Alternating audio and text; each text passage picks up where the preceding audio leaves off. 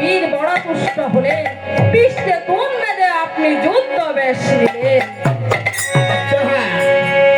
আর জয়রাম তখন অশ্বপূর্ব দেখছে ছাড়িয়া যে দিল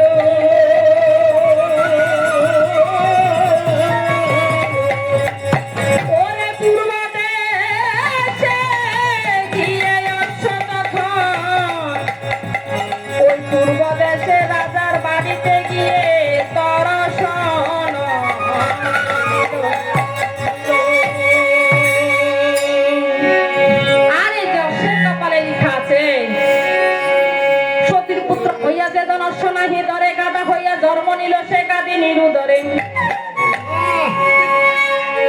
তাহলে তো মাকে যদি অশ্বটা যদি বন্ধন না করা হয় তাহলে মাকে অপমান করা হবে।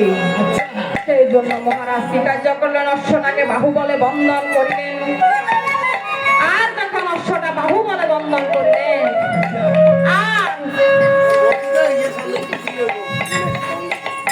আর সেখানে গিয়ে তখন এই যে শত্রুঘ্ন উপনীত হলেন কি এই রাজবাড়িতে দেখি যে আমাদের অশ্বটা বন্ধন আছে। কে আমাদের অশ্বটা বন্ধন করেছে? আরে কে বন্ধন করেছে? অদ্ভুত প্রশ্ন করেন আপনি। কে এই যে কে বন্ধন করেছে এটা অদ্ভুত প্রশ্ন। আমার বাড়িতে অশ্ব এসেছে, আমার বাড়িতে অশ্ব বাঁধা আছে, আবার আমাকে প্রশ্ন করে কে অশ্ব বন্ধন করেছে? মহারাজ তাহলে আপনি বন্ধন করেছেন? আরে আমি বন্ধন করব না, কে বন্ধন করবে? অশ্বের কপালে যে জয়পত্র লেখা আছে তা দেখে বন্ধন করেছে? আরে কি বলেন আপনি? অশ্বের কপালে লেখা আছে সতীর পুত্র হইয়া যেজন অশ্ব নাহি ধরে গাধা হইয়া জন্ম নিল সে গাধি ধরে। আমি কি সে গাধীর পুত্র? তাহলে আপনি কি সতী মায়েরই পুত্র?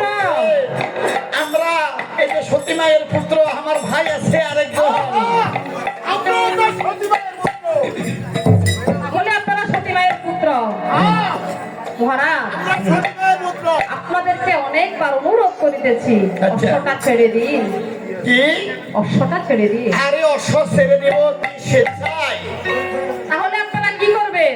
আরে স্বেচ্ছায় কোনো আমরা আচরণ করি না। তাহলে কি করবেন? আরে আমরা কি করবো জানো না?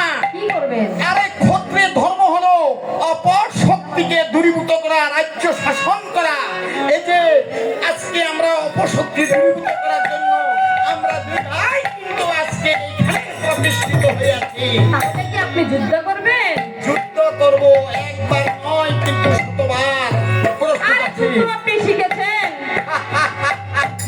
এই যে কি বলে আমি যুদ্ধ শিখিনি। আরে প্রয়োজন হলে তোমাদের সবাইকে শিখাইতে পারি।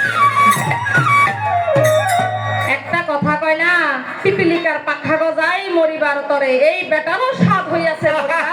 ওরে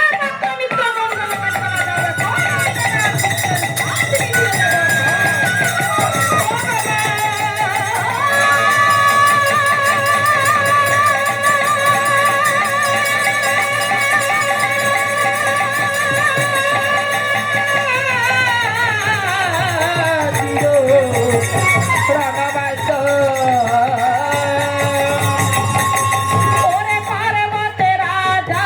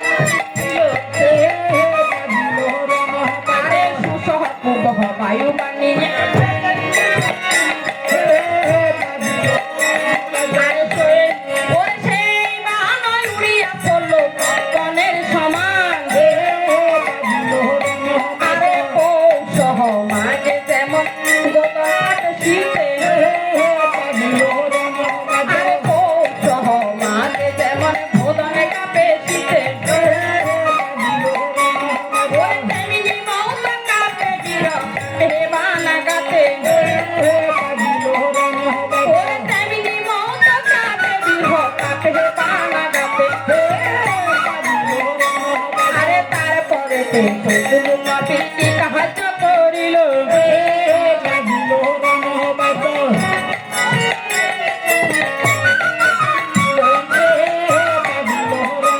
আরে ব্রহ্ম অস্ত্র গুড়িয়া তখন মারলেন ওরে সেই মানে মহারাজ আরে পুলিতে প্রহরী দিল বিরহ কাল হরে না পারে আরে পুলিতে প্রহরী দিল বিরহ হরে না পারে ওরে পর্বত রাজের না সায়রে কেবল বয়সা ওরে পর্বত রাজের না সায়রে কেবল বয়সা ওরে পর্বত রাজার বাড়ি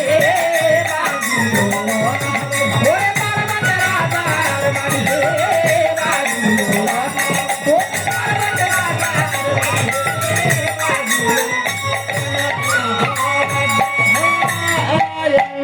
ওরে জয়রাম